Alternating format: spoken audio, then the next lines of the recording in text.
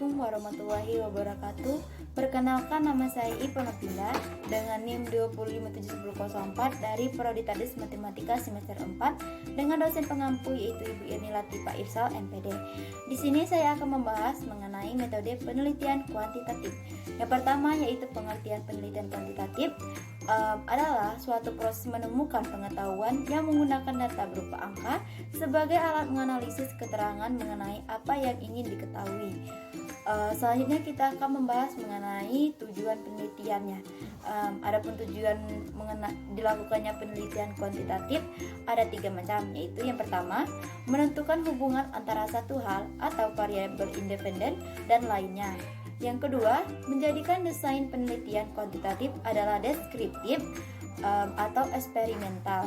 Dan yang terakhir atau yang ketiga, adanya proses studi kasus deskriptif dalam riset. Ini hanya menetapkan hubungan antara variabel. Sebuah studi eksperimental menetapkan hubungan sebab akibat.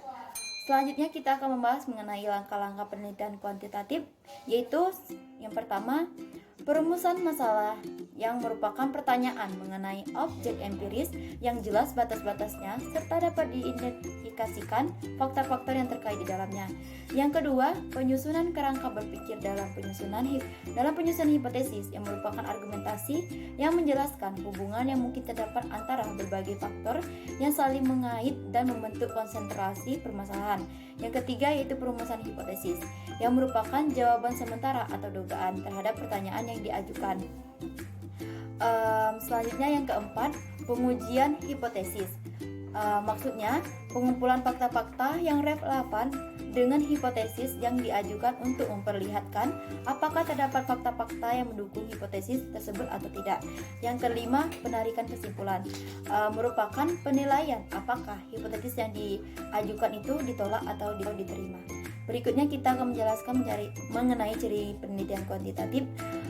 Ada beberapa ciri atau karakteristik khas penelitian kuantitatif, yaitu yang pertama, instrumen struktur.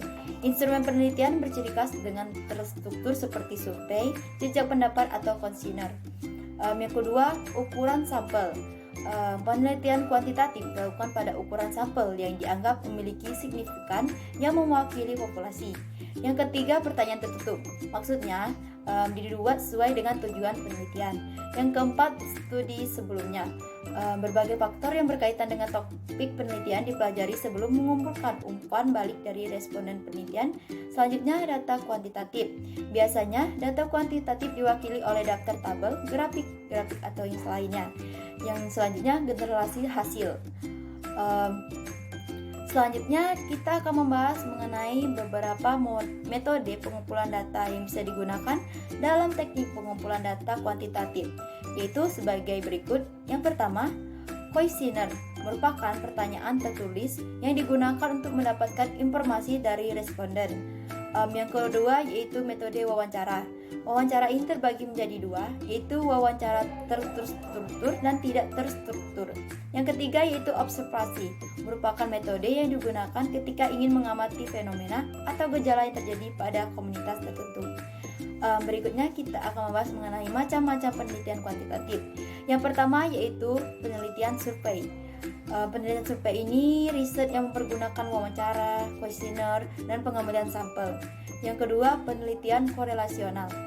Maksudnya yaitu mengeksplorasi hubungan antara variabel menggunakan analisis statistik.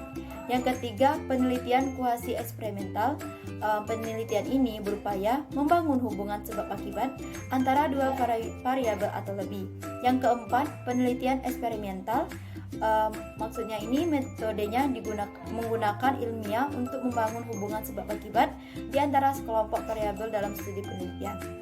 Adapun contoh penelitian kuantitatif, kita ambil contoh seperti misalnya saja judulnya evaluasi Dinas Sosial Kota Surakarta dalam kebijakan disabilitas perihal metode penelitian kuantitatif. Dalam judul ini, para peneliti dan ahli statistik senantiasa menggunakan kerangka kerja matematika dan teori-teori yang berkaitan dengan kuantitas yang dipertanyakan, sehingga nantinya contoh proposal penelitian kuantitatif dilakukan setelah menyebarkan jenis angket kepada masyarakat akan diperoleh ukuran dari program kerja yang dilakukan. Mungkin hanya itu saja yang dapat saya jelaskan mengenai metodologi penelitian kuantitatif. Lebih dan kurang saya mohon maaf, dan kepada Allah saya mohon ampun. Saya akhiri, wassalamualaikum warahmatullahi wabarakatuh.